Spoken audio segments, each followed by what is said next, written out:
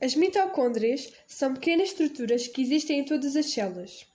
Estas situam-se no citoplasma e a sua função é ajudar as células a utilizarem o oxigênio para produzir energia. Foram bactérias autónomas que tinham invadido células mais avançadas e aí fixado residência. Esta relação pode ser chamada de parasitismo ou simbiose.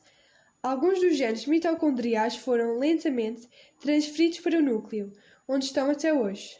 Estes estão agora encurralados dentro das células, não podendo retornar ao mundo exterior, tornando-se geneticamente institucionais.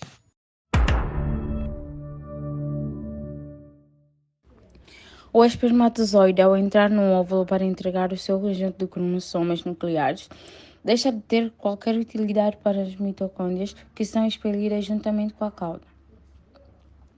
Apenas a cabeça do espermatozoide, que contém o DNA nuclear, entra no ovo.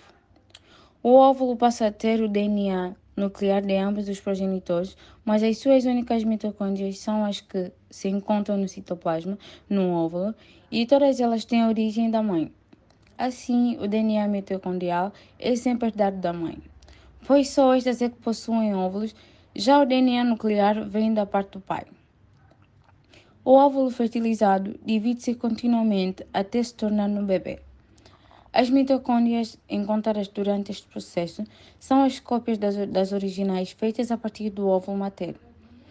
As alterações no DNA, quer nas mitocôndrias, quer no núcleo, surgem espontaneamente como meros erros que ocorrem durante o processo de cópia que acompanha a divisão das células.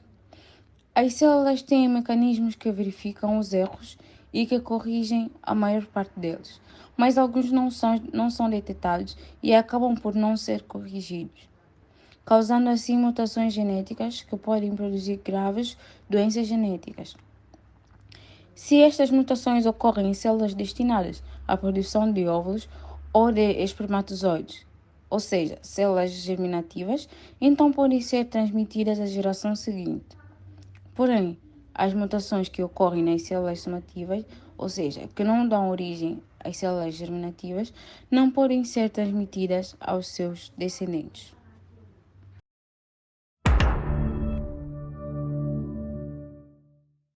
As mitocôndrias não cumprem muito bem a sua função de verificação de erros, permitindo assim que passem por elas cerca de 20 mutações.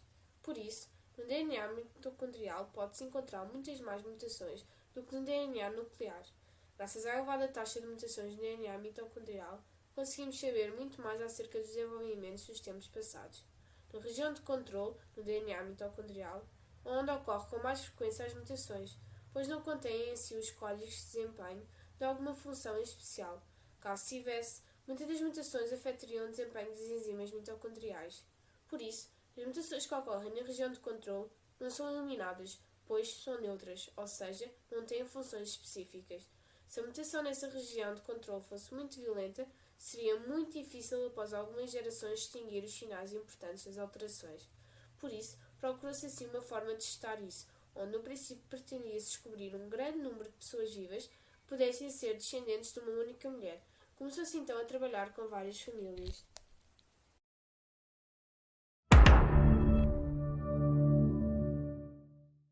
Se descobrir um grande número de pessoas vivas que pudessem provar ser descendentes de uma única mulher. Assim, começou-se a trabalhar com várias famílias numerosas. O número de linhas contínuas maternais que ligavam os membros vivos dessas famílias eram reduzidos.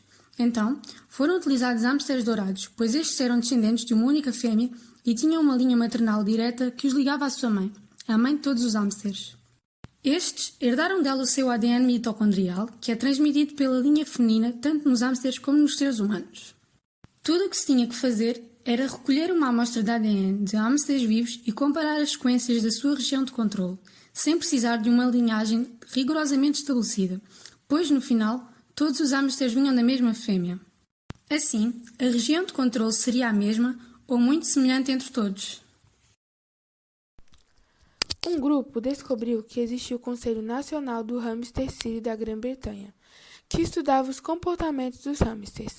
Sr. Robson, cientista, tinha diversos livros sobre genética animal, muitos escritos por ele, onde neles estava comprovados que todos os hamsters dourados descendiam da mesma fêmea. Em 1930, uma expedição zoológica às colinas que rodeiam Alepo, no nordeste da Síria, capturou 3 seres com uma cor castanha dourada. 2 machos e uma fêmea foram mantidos juntos, e de seguida a fêmea apareceu grávida. Assim ficou demonstrada a sua capacidade de procriar em cativeiro.